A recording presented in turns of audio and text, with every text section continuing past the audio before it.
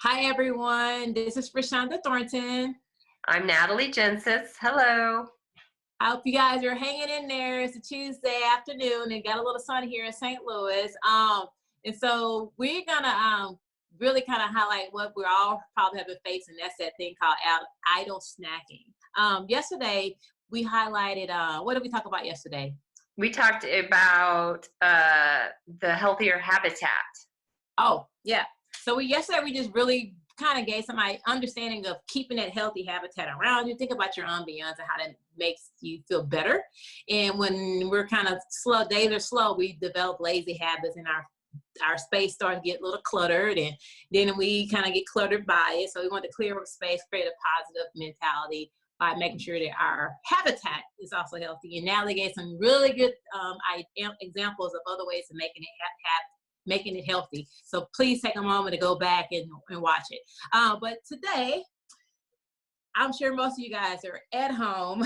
Okay, all of you guys are at home, okay? And I, as a dietitian, have always wanted to try to help promote health. And so one of the things that we are all facing is a lot of free time, a lot of boredom, and a lot of idle time. And when those three things make a perfect storm, it turns into idle snacking. And essentially, idle snacking is just unconsciously bringing in foods when you're not even hungry or when you're just distracted by something else, whether it's television or you just don't have anything else to do, so you just snack. And we know what's unfortunate that turns into redeveloping a new habit or a new pattern. And we know that that pattern typically is going to lead to a couple of pounds here and there starting to kind of go up. And we end up feeling frustrated that we're gaining weight and we can't exercise as much now. So really honing in on what idle snacking is, and so we can kind of have less of it. Again, as I said, idle snacking leads to that weight gain. And what it does, it turns into like mini meals. You know, you're actually bringing in a lot more heavier calories in between your major meals. And so they're not even snacks anymore. I'm sure we all been there. But recognizing what snacks are, you want to have snacks, but they are meant to be in between your meals to kind of get you over to the next meal so you don't get overly hungry and then overeat. It's also an opportunity to bring in some of our nutrients that we need right now, especially considering right now we need to keep our immunity system up, make our body more resilient to what's around us. So this is a great opportunity to bring in your whole foods, your whole fruits, you need foods that are not processed, so that you are kind of stacking up your nutrients in a given day.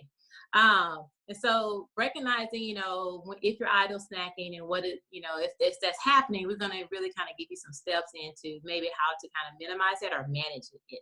But I know Natalie probably has her thoughts on what the snacking is. I'm sure she's at home too, obviously, and snacking is starting to become a big thing. I am definitely a snacker, Reshaunda. I have to have my food or I get hangry. And hungry, and I do need my snacks to tide me over in between. So what I find out though is I work from home too, so especially we all are right now, but that really lends itself to snacking even more, because I'll get up, I need to write a headline, let me go think about it while I stuff this handful of chips in my face, or I just need to get up and move around. I've been at my computer for 90 minutes. So what I wanted to ask though, do you think that, I feel like that's, I snack just to kind of process things, and it's like I'm also looking for energy. I think that's more along the line of emotional eating though. Would you say that it's different than what you're talking about today? Because I think it's an important distinction to make. Yeah, I think when it comes to there's a difference between eating because you're thinking things through, or eating because you're anxious or frustrated. That lies into the emotional realm. Okay. I think boredom is still underneath. It is an emotion, it's just an emotionless emotion. So emotionless means you're not really thinking about anything. You're just kind of stagnant, And so a lot of times when just think about when it's too silent, too quiet, you got to turn on the radio, or you feel like you got to keep talking because you don't want too much silence. So I think it's sometimes a buffer too, just to kind of break apart that silence, or you have too much time to think about start letting your mind wander about, we did make those cookies last night, and I'm sure they were really good the next day. Like your mind starts to wander, and it starts wandering towards those spaces that could just find another way to occupy time. I think some unfortunately that snacking is just a way to occupy time because we're having too much time to think about it. But no, but there is an emotional piece to it. I think when it comes to the idol, it's just a little bit kind of on the other end of the spectrum. It's a little more surface, it sounds like, the idle snacking. It's not so deep. It's more surface level, white noise, so to speak, if you're talking about your analogy to the turning the music on kind of. Yeah, it just kind of fills in the day a little bit. So obviously that is something that it's hard to manage, and especially because we don't know how long we're going to be in this situation. So let's start building on ways that we can kind of manage it a little bit more, so we don't come out on the other end with 5, 10, 15 pounds ahead of us, or our health compromised. So I had a couple ideas, and Natalie does as well. The first thing is incorporate snacking, but plan ahead. Like, already have your morning snack together. What your afternoon snack is going to be like. And at nighttime, have a plan of what that late night snack is going to be, because you are going to snack. So if you're planning ahead, you have opportunity to plan out what you're going to snack on versus just, whatever I'm thinking I want to snack on, I'm just going to get it just because it's a last minute thing. No, it's not. More so than none, they're not really, they don't turn into healthy choices. But when you do snack, think about how much is it? The portion size is going to be the biggest piece. Like, grab your small bowl and put the snack that you want in there. So when you are idle snacking, when it's gone versus eating directly out of the bag, because you will continue to idle snack until that bag is empty.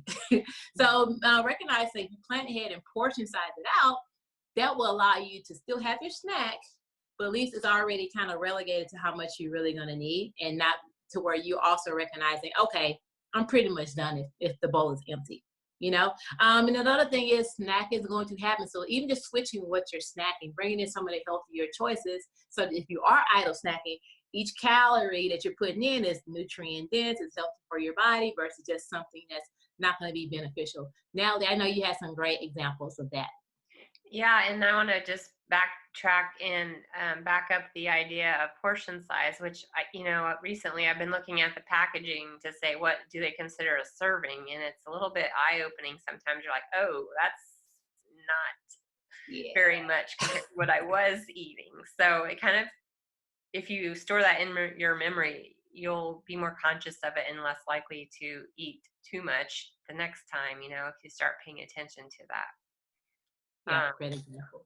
So yeah, as far as what snacks to eat, there are plenty of good choices, and the most obvious one would be the fresh vegetables. So if you get celery and carrots and peppers and chop those up and wash them ahead of time, put them towards the front of your fridge so they're easy to grab. Even put them in snack size containers if you need to.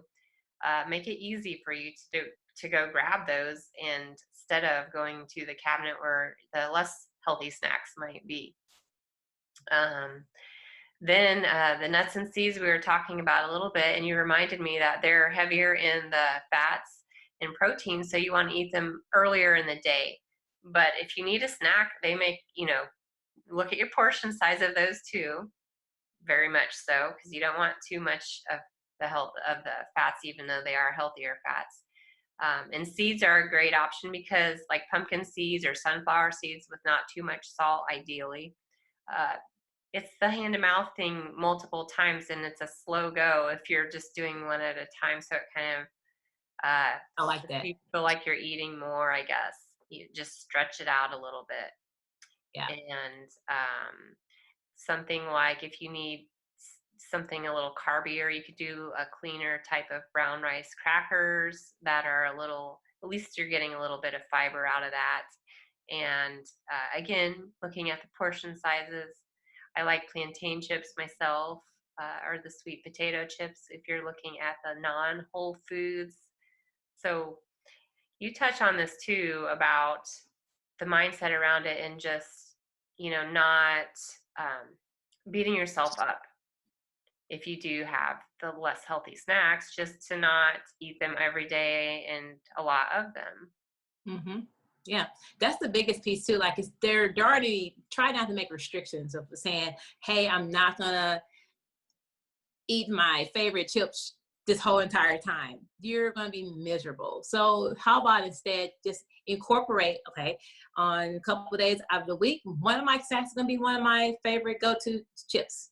Or I'm gonna have a cookie maybe once a week as my snack. That way, you're not taking things completely away, but you're allowing opportunity to bring in some other snacks and not feel like you just have to do it. Again, you have to ease into this thing. We have to, don't beat yourself up. You want to evolve and change as you're moving forward. We don't, again, know how long we're going to be in this situation. So implementing some of these new habits is going to be what's going to allow us to kind of get through this and still remain healthy and still kind of keep our waistline where we where we would like it to be. Yeah. So yeah, so we hope that like those tips, we're all dealing with this right now. So bring in some of those ideas and thought process, the way you think about it, and we just want you guys to be not just happy, we want you guys to be healthy throughout this entire time that we're here. Yeah, and we also wanted to share about the idea of drinking more water, which I forgot to mention earlier. But if a lot of the times when you have a hunger pain, it's actually thirst bringing truth. So go get a glass of water and drink a glass of water and come back. And if you're still hungry or See how you feel. feeling hungry in 20 minutes, then maybe you need a snack. But Yeah, choose the water first or a healthier beverage. And yeah. hey, why not put it? We love to procrastinate, so why not put that into operation when you're thinking about a snack and maybe just put it off a little bit till your scheduled snack time, right? Yeah. I think So, it's great. Just keeping you guys, basically, idle snack is unconscious thinking. So we start being conscious about it. We can decide how much you're going to have and when we're going to have it and what it's going to be.